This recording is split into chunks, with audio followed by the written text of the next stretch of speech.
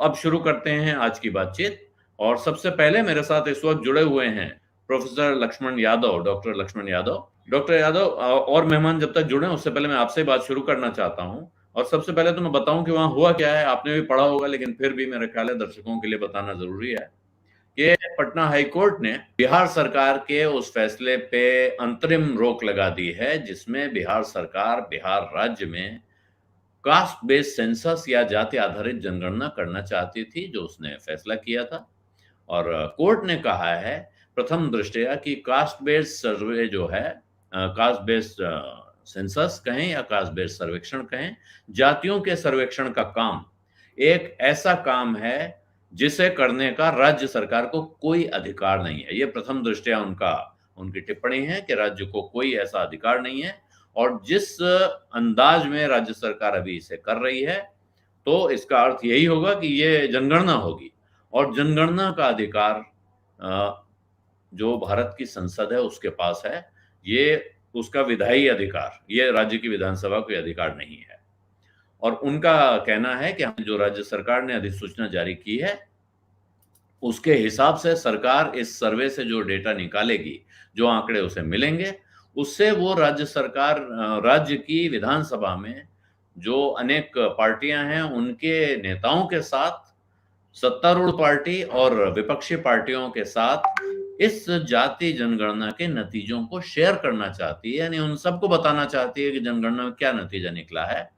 इसकी वजह से ये चिंताजनक है। और अदालत ने कहा है कि यहाँ राइट टू प्राइवेसी का, यानी निजता के अधिकार का भी एक मसला है जो उठ सकता है। और इसी वजह से ये जो याचिका है, ये यूथ फॉर इक्वलिटी नाम के एक संगठन ने दायर की है। पटना उच्च न्यायालय के चीफ जस्टिस के विनोद चंद्रन और जस्टिस मधुरेश प्रसाद की बेंच ने ये याचिका सुनी। 3 याचिकाएं उनके सामने थी, जिनमें से एक यूथ फॉर इक्वलिटी की है। और उसके बाद उन्होंने ये अंतरिम स्टे दिया है। साथ में इससे पहले 6 दिन पहले सुप्रीम कोर्ट ने पटना हाई कोर्ट को कहा था कि आप यूथ फॉर इक्वलिटी की याचिका को जल्दी से जल्दी सुनकर कंसिडर, डिसाइड एंड डिस्पोज, यानी कि आप उस पर विचार करें, फैसला करें और इस याचिका का निस्तारण करें। तो ये 3 दिन का समय उनको दिया गया था, लेकिन 6 दिन के बाद उन्होंने इसको कर लिया है। अब यहाँ ये बात आपको याद रखनी चाहिए कि बिहार सरकार ने 7 जनवरी को जाति आधारित सर्वेक्षण का काम शुरू किया था। और उनका कहना है कि वो इस राज्य की सभी जितने परिवार हैं, एक मोबाइल एप्लीकेशन के जरिए वो उन सब का डेटा जुटाना चाहती है। और जो पिटिशनर हैं यहाँ, उन्होंने इस नोटिफिकेशन को रद्द करने की अर्जी दी है इस बात पे कि ये जो सेंसस है ये 7वीं अनुसूची का विषय है भारत के संविधान में। सिर्फ केंद्र सरकार को ये अख्तियार है ये करने का। और उसने ये भी कहा है कि इसी वजह से सिर्फ केंद्र सरकार को ये करना चाहिए। ये नहीं समझ में आ रहा है कि वो क्या, उन्होंने इसके आगे जो कारण है वो अभी तक की इस खबर से साफ नहीं है। लेकिन वो कह रहे हैं साहब, सेंसस एक्ट में भी ऐसा नहीं कहा गया है कि कास्ट बेस्ड सेंसस हो। और इसीलिए जो सरकार ने अधिसूचना जारी की है वो संविधान के बेसिक स्ट्रक्चर का उल्लंघन है। तो ये एक गंभीर मसला उन्होंने उठा दिया है। अभी उस पर अंतरिम स्टे मिल गया है। इसके आगे क्या होता है पता चलेगा। लेकिन फिलहाल ये लगता है कि जो बिहार की सरकार है उसके लिए एक तरह का ये झटका साफ साफ दिख रहा है, क्योंकि उनको राजनीतिक अखाड़े में अगर देखें तो माना जा रहा है कि इससे बिहार सरकार को लाभ होगा, जो महागठबंधन है वहां। डॉक्टर लक्ष्मण यादव, अब मैं आपकी टिप्पणी चाहता हूं इस विषय पर। आप इसको कैसे पढ़ रहे हैं, इस याचिका को और इसके साथ जो अभी अंतरिम स्टे आया है इसको, और क्या इसका असर आपको दिख रहा है? शुक्रिया आलोक जी। ये पूरा मसला पूरे देश का इस समय सबसे ज्वलंत मुद्दों में से एक जाति जनगणना का मसला बना हुआ है। बिहार में जब पिछले दिनों भारतीय जनता पार्टी की सरकार का गठबंधन जेडीयू से था, या विपक्ष में थे, या अब वो विपक्ष में हैं, आरजेडी पक्ष में है, ये सब दल मिल करके अपने विधानसभा में एक मत से ये राय जाहिर कर चुके थे कि जाति जनगणना होनी चाहिए। और वो सारे लोग, सारे दलों के प्रमुख मिलकर के राष्ट्रपति, प्रधानमंत्री यानी दिल्ली तक भी अपना ये आवेदन लेकर आए थे कि आप जातीय जनगणना कराएं। केंद्र सरकार की भूमिका इसमें सकारात्मक न देखते हुए जब जेडीयू और आरजेडी का गठबंधन बना तो उन्होंने ये काम शुरू कर दिया। एक टिप्पणी पहले इस बात की है कि क्या आज के पहले या बिहार के पहले किसी और राज्य ने अपने राज्य के भीतर जाति जनगणना नहीं कराई है? कराई है, कई राज्यों ने कराया है। विधानसभा में तो कई राज्यों ने पास कराया है। कर्नाटक तक में इसके आंकड़े आने की बात थी। कई राज्यों में ये कोशिश हो चुकी थी। करा सकता है कोई स्टेट जाति जनगणना, यह एक विषय। मैं बहुत कानूनी पक्ष पर नहीं अभी अपनी राय रख रहा हूं, वो कानून के विशेषज्ञ रखेंगे। मैं एक आंकड़ों को जोड़ने की कोशिश कर रहा हूं। नंबर एक बात, यानी कई राज्यों में जाति जनगणना हुई है। दूसरा पेच ये फंसता है जिस पर कोर्ट ने माफ कीजिएगा लक्ष्मण जी, बीच में रोक रहा हूं, लेकिन आप जब कह रहे हैं कई राज्यों में जाति जनगणना हुई है, तो वहां जनगणना हुई है या वहां सर्वेक्षण हुए हैं जिसकी नजीर कह सकते हैं बिहार सरकार ने ली है? जनगणना, अब मैं इस पे अभी पुख्ता तरीके से नहीं कुछ कह रहा हूं। हालांकि मुझे लग रहा है कि जनगणना शब्द जो मैं अब दूसरे वाले बिंदु में जोड़ भी रहा था, जनगणना का अधिकार राज्यों को है ही नहीं, ये बात बिल्कुल स्पष्ट है। ये केंद्र सरकार के अंतर्गत आने वाला एक काम है। और विशेषकर अब एक चीज और इसमें जोड़ दी जाए, 2010 में पूरे संसद में सारे दलों ने इंक्लूडिंग बीजेपी सबने ये तय किया कि जाति जनगणना होगी। कुछ दिनों बाद कांग्रेस में ही पी चिदम्बरम का नाम आता है, प्रणब मुखर्जी का नाम आता है, जिन भी लोगों का नाम आता है कि इसको थोड़ा सा इसका फॉर्मेट चेंज कर दिया। जनगणना एक्ट जो 1948 का बना हुआ है, कोई भी जनगणना तभी वैध मानी जाएगी किसी भी सरकारी काम में जब वो 1948 के एक्ट के तहत होगी, जनगणना के जो कलेक्टर हैं, जो इंचार्ज हैं, उनकी अगुवाई में। यह काम न होकर के अलग से social economical and caste census करके 2011 में भी किया गया, तो उसको भी मांगा गया आंकड़े, वो नहीं मिले। यानी राज्य जो करता है वो सीधे जनगणना हो ही नहीं सकता, वो सर्वेक्षण ही होगा, एक बात। अब दूसरी बात ये कि अगर कोई राज्य सरकार ये जानकारी जुटाना चाहती है कि वो अपने राज्य को चलाने के लिए, तो ऐसी आप जनगणना शब्द हटा दें, जाति सर्वेक्षण हटा दें। एक राज्य सरकार को यह अधिकार है कि वो अपने राज्य के बारे में सूचनाएं इकट्ठी करे और उन सूचनाओं के आलोक में वो अपनी योजनाओं को सुचारू रूप से रीशेप करती रहे। इस लिहाज से मैं देखूं तो इसमें कोई आपत्ति नहीं होनी चाहिए थी, क्योंकि यह आंकड़ा, अब जो दूसरा पॉइंट आया ये मेरे समझ नहीं आया आलोक जी कि वो कैसे निजता का हनन है। मैं बाकी दो विद्वान है, मैं उनसे भी समझना चाहूंगा, मुझे ये निजता का हनन नहीं लग रहा है। अब आखिरी बात, इस सब का पॉलिटिकल नैरेटिव कैसे है भाई? आप निजता वाले सवाल में आप जोड़ लीजिएगा कि भाई सब कुछ तो गिना ही जा रहा था, उसमें केवल जाति गिनी जा रही थी, तो वो निजता का हनन कैसे हो गया? धर्म गिना गया तो नहीं हुआ, भाषा गिनी गई तो नहीं हुआ, सब कुछ गिना गया नहीं हुआ। अब एक आखिरी बात, इसका राजनीतिक संदर्भ क्या है? इसका राजनीतिक संदर्भ यह है कि भारतीय जनता पार्टी क्या अब सुप्रीम कोर्ट के पटना हाई कोर्ट के फैसले पर खुशी मनाए या दुख जाहिर करे, वो तय नहीं कर पा रहे, क्योंकि वो जाति जनगणना के समर्थन में बिहार में है। दूसरी बात, उसका लाभ उसे नहीं मिलने वाला, केंद्र में उसका लाभ उसे मिल सकता है, लेकिन आरजेडी, जेडीयू या जो बाकी राजनीतिक दल हैं, समाजवादी पार्टी से लेकर के कांग्रेस पार्टी तक, ये सारे लोग जाति जनगणना के समर्थन में इस समय खड़े हैं। मुझे लगता है कि इसके बाद इसे एक मास मूवमेंट बनाने की दिशा में ये जाएंगे, जिसका लाभ इन विपक्षी दलों को मिल सकता है, क्योंकि कोर्ट के फैसले को खिलाफ जाने के बजाय इसे एक जन आंदोलन बना करके इसकी बहस को लोगों के बीच में ले जाएं, ताकि ये थोड़ा स्पष्ट हो कि जाति जनगणना होने से क्या लाभ हो रहा था और न होने से क्या नुकसान होगा। इसलिए मुझे लगता है कि इस फैसले ने एक पॉलिटिकल सेंसेशन तो पैदा कर दिया है। फिलहाल ये 3 बिंदु जी। तो ये सवाल जो अंत में आपने उठाया है डॉक्टर लक्ष्मण यादव, मैं बाकी दोनों लोगों के पास जाने से पहले आपसे ये बात समझना चाहता हूँ, क्या लाभ होने वाला है जाति जनगणना से, और क्यों यूथ फॉर इक्वलिटी नाम का संगठन जो आरक्षण के खिलाफ बहुत आगे आके संघर्ष करता रहा है, वो इस सर्वेक्षण के खिलाफ याचिका लेकर गया है? वो पहले कुछ लोग होते थे ना आलोक जी की जब मंडल के विरोध करना हुआ तो कमंडल लेके साफ तौर पर आए थे। आज उन्हीं के रथ यात्रा के शिल्पकारों में से एक प्रधानमंत्री भी बने और बार-बार जाति भी बताते हैं, तो उस पे भी नहीं जा रहा हूँ। विरोध करने के कई तरीके थे। बहुत समय तक मंडल का विरोध सीधे नहीं हो पा रहा था, तो कमंडल ले आकर के एक बड़ा नैरेटिव बनाया गया था। मंडल पार्ट 2 जब आया, तो मंडल पार्ट 2 के विरोध में इस पूरे जहाँ तक मुझे याद है कि ये यूथ फॉर इक्वालिटी संगठन, ये मंडल पार्ट 2 के समय आया था जब हायर एजुकेशन में ओबीसी रिजर्वेशन आया था। मैं अब इस पे बहस पे फिर कभी बात करेंगे कि इन लोगों को ये बात समझ में नहीं आ रही थी कि 2 डेटा का एनालिसिस कर लें।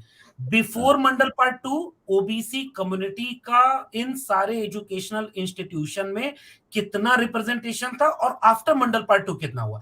अगर ये आपको इंक्लूसिव दिख रहा है, तो फिर इस देश में कम से कम इस तरह के संगठनों को खुलकर के बात बतानी चाहिए कि वो आरक्षण का विरोध करते क्यों हैं, नंबर 1 बात। अब ये संगठन वही बना हुआ है जो हर बार इसका विरोध करता है। इस समय ये संगठन जाति जनगणना का विरोध या इस तरह के मानसिकता जो विरोध में है, वो ये कहती है कि अगर जातियां गिनी जाएंगी तो जातियों के बीच खाई बढ़ जाएगी, जातियों के बीच वैमनस्य बढ़ जाएगा, जातिवाद की गिरफ्त में ये देश चला जाएगा। ये दिखाने वाला तर्क है। अंदर वाला दूसरा तर्क क्या है कि आरक्षण की मांग बढ़ जाएगी। कहीं ऐसा ना हो कि कुछ जातियां आरक्षण की ज्यादा मांग करें क्योंकि उनकी हिस्सेदारी पता चल जाएगी। मैं ये दोनों तर्कों को एक लाइन में जवाब देना चाहता हूं। जानने तो दीजिए, इस देश को पता चले। जैसे मिसाल के तौर पर बहुत सारे लोग ये आरोप लगाते हैं कि ओबीसी में बहुत सारी जातियां ताकतवर हो गई हैं, शेड्यूल कास्ट में बहुत सारे लोग ताकतवर हो गए हैं, अब उन्हें आरक्षण से बाहर कर देना चाहिए। हम भी चाहते हैं कि आरक्षण की प्रक्रिया का पुनर्विश्लेषण हो, पुनर्मूल्यांकन हो, मगर उसके लिए भी तो आंकड़े चाहिए होंगे। कौन ज्यादा ओवर रिप्रेजेंटेड कौन हो गया, अंडर रिप्रेजेंटेड कौन रह गया, क्या ये रिप्रेजेंटेशन उनके लिए सफिशिएंट है, क्या आरक्षण उनके लिए पर्याप्त है। इस बहस को इस देश में तब तक नहीं तार्किक रूप से रखा जा सकता जब तक तथ्य न सामने हो। और तथ्य जानने के लिए आरक्षण विरोधियों को भी जाति जनगणना का समर्थन करना चाहिए, क्योंकि जातियों के बीच खाई तो भाई अभी भी बनी हुई है जब जातियां नहीं गिनी जा रही हैं। बहुत सारे अन्य अत्याचार हैं, वो फहरिस्त बहुत लंबी हो जाएगी। यानी जाति नहीं गिनते तो भी खूब पर्याप्त जातिवाद इस देश में है। दुनिया के दूसरे देशों में एंटी कास्टिज्म जब बिल पेश हो रही है, तो वहां भी आप देखिए आलोक जी, एक दृश्य था। एक तरफ ये लोग थे जो बाबा साहब अम्बेडकर की तस्वीर लिए थे कि ये कानून बहुत अच्छा है कि अगर आप जातिवाद करेंगे तो आपको सजा मिलेगी। वहां विदेश में भी कुछ लोग ऐसे थे जो कह रहे थे ये कानून बहुत गलत है, वो सारे भारतीय थे। ये कम से कम इस देश को खुली बहस की तरफ हम ले चले कि कौन इसका विरोध कर रहा है। मेरा मानना है कि ये आंकड़े जो आएंगे, आरक्षण की बहस हो, जाति की केंद्रित वैमनस्य की बहस हो, प्रतिनिधित्व की बहस हो, ये बहस ज्यादा तार्किक होगी। इसलिए राष्ट्र के पक्ष में है जाति जनगणना, ये मेरा पक्ष है जी। ठीक है, आपका कहना है कि राष्ट्र के पक्ष में है और बहस से पहले आपके पास अगर ग्राउंड के फैक्ट्स होंगे तो आप बेहतर बहस कर पाएंगे, आप जिस पक्ष में भी खड़े हों। डॉक्टर लक्ष्मण यादव, ये गणित आपको कहाँ जाती दिख रही है? दरअसल साफ-साफ देखें तो कौन किसकी राजनीति को लाभ पहुंचा रही थी, किसको नुकसान पहुंचा रही है और क्या उनके समर्थक समझते नहीं है? देखिए, भारतीय जनता पार्टी मुझे लगता है कि जिस हिसाब से पिछले 10 साल से राजनीति कर रही है, वो इतनी पेचीदगी से किसी दूसरे मुद्दे में नहीं फंसी। आंदोलन बहुत हुए, किसान आंदोलन हुआ, उसमें झुकना पड़ा, 13 पॉइंट रोस्टर का आंदोलन हुआ, उसमें उन्हें झुकना पड़ा। एससी/एसटी एट्रोसिटी प्रिवेंशन एक्ट था, उसमें भी अध्यादेश लाना पड़ा। ये सब हुआ, 9 साल में बहुत कुछ हुआ। इन सब में ये एक मुद्दा है जाति जनगणना का, जो दार्शनिक रूप से भारतीय जनता पार्टी के सामने एक चुनौती पेश कर रहा है, वैचारिक और दार्शनिक धरातल पर। मिसाल के तौर पर, चाहे किसान हो, नौजवान हो या कोई भी मुद्दा जहां भारतीय जनता पार्टी या तो शिकस्त पाती हुई दिखती है, या वो जो अपने एजेंडे को जब आगे करती है, तमाम और कई मुंह है ना, आरएसएस के कई मुंह हैं जो बड़े मुंह से नहीं बोलते, तो उन एजेंडे पर जब बात करती है तो वो विचार लोगों तक जाता है, वो चुनाव में फायदा कराता है। बहुत सारे बहुत जरूरी मुद्दे हाशिए पर चले जाते हैं और बहुत तेजी से ध्रुवीकरण हो जाता है, जिसका लाभ भारतीय जनता पार्टी को मिलता है। जाति जनगणना एक ऐसा मुद्दा है जो उनके ध्रुवीकरण के सामने सबसे बड़ी चुनौती बना हुआ है। जो धार्मिक ध्रुवीकरण है, उसके सामने वो जाति की पहचान को आगे ले आता है। विरोध सीधे कर नहीं सकते। आज तक, मतलब मुझे लगता है 2018 में राजनाथ सिंह का वो आखिरी बयान है जब उन्होंने कहा था कि नहीं हम जाति जनगणना कराएंगे, लेकिन 2019 के बाद से कोई बयान सकारात्मक तो नहीं आया है। एक दो बार ऐसा बयान जरूर आया है कि नहीं जाति जनगणना की जरूरत नहीं है और तमाम तरह से, लेकिन भारतीय जनता पार्टी जनगणना ही न कराए क्योंकि जाति जनगणना का दबाव बना हुआ है। मुझे तो ये एक दृश्य दिख रहा है, क्योंकि सीधे वो नाराजगी मोल नहीं लेती। दूसरी बात, ओबीसी की तमाम जातियों के भीतर शेड्यूल कास्ट की गिनती होती है, शेड्यूल ट्राइब की गिनती होती है, धर्म गिना जाता है, सब कुछ है। दो पहलू इस समाज के, दो पक्ष ऐसे हैं जो नहीं गिने जाते, अदर बैकवर्ड कास्ट कम्युनिटी जो है और दूसरा अपर कास्ट। कई लोग कहते हैं कि जनगणना को ओबीसी की गिनती की तरह कर दिया जाए, मैं कहता हूं नहीं, ये कतई नहीं। जनगणना का मतलब होगा सबकी जातिगत जनगणना, सबकी गिनती हो। गैर बराबरी, गैर बराबरी जैसे ही खुलेगी, प्रतिनिधित्व और हिस्सेदारी के तमाम दावों की भी शिनाख्त की जाएगी और जहां इनको जवाब देते नहीं बनेगा। इसलिए राजनीतिक रूप से भारतीय जनता पार्टी के सामने इस समय अगर कोई सबसे बड़ा मुद्दा चुनौती बना हुआ तो जाति जनगणना का। अब इस घटना के बाद क्या होगा? इस घटना के बाद तो मुद्दा और गरमाएगा, बहस और तेज होगी। ये अभी तो बहस होगी कि निजता का उल्लंघन किन किन पहलुओं पर है और अंतरिम आदेश है। जाहिर सी बात है इसकी प्रतिक्रिया में और पुख्ता तरीके से लोग सामने आएंगे। भारतीय जनता पार्टी कैसे इसमें हाशिए पर या नुकसान में है, इसका उदाहरण बिहार खुद ही है। बिहार में अभी शमी भाई ने बिल्कुल ठीक कहा, बयान आप सिलसिलेवार देखिए, कोई बड़ा नेता उसमें बयान नहीं देगा। वो कह रहे हैं कि ये चाहते ही नहीं कि जाति जनगणना हो, नीतीश कुमार। यानी बिहार बीजेपी चाहती है कि जाति जनगणना हो। अगर बिहार बीजेपी को मौका मिलेगा तो उनसे बेहतर वकील करके वो जाति जनगणना का पैरवी करेंगे और जनगणना जल्दी करवा देंगे। अब ये सवाल तुरंत पलट के यहां जाएगा जो तेजस्वी यादव ने पूछा कि जिन राज्यों में आपकी सरकार है वहां क्यों नहीं आप चाह रहे? आपके प्रधानमंत्री जाति बता रहे हैं, राष्ट्रपति की जाति बता रहे हैं, कैबिनेट मंत्री की जाति बता रहे हैं, तो जातियां गिनने में क्यों नहीं हो रहा है? इसलिए मुझे लगता है आलोक जी, ये पूरी बहस बिहार मंडल आंदोलन की जमीन रहा है। बिहार बहुत कोशिश की जा रही है सांप्रदायिक आग में झोंकने का, लेकिन फिर भी बिहार अपने तमाम सीमाओं के बावजूद इस तरह की वैचारिक जमीन तो रहा है। इसलिए यह मुद्दा भारतीय जनता पार्टी के सामने एक बहुत बड़ी गले की फांस बनता जा रहा है, जिसे कांग्रेस पार्टी भी समझ रही है और जिसे तमाम दल, मैंने संजय सिंह की प्रेस कॉन्फ्रेंस भी देखी, उन्होंने भी इसका समर्थन किया था।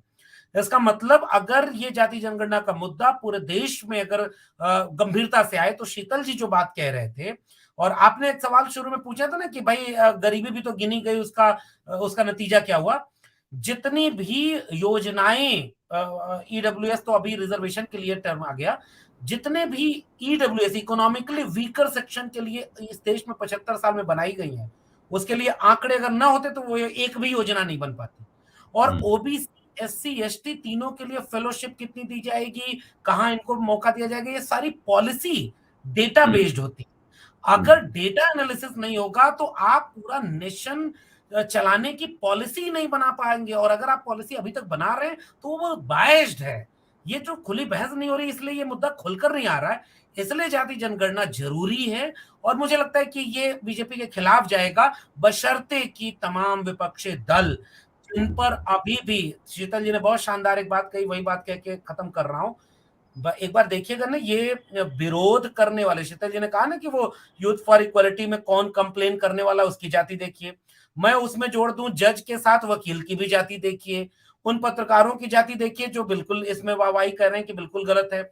जाति जनगणना खिलाफ जितने लेख लिखे गए उन सब में जातियां देख लीजिए। ये सारी चीज बता रही कि इसका नुकसान किसको होने वाला है, या जो इस हेजेमनी को ब्रेक नहीं होने देना चाहता।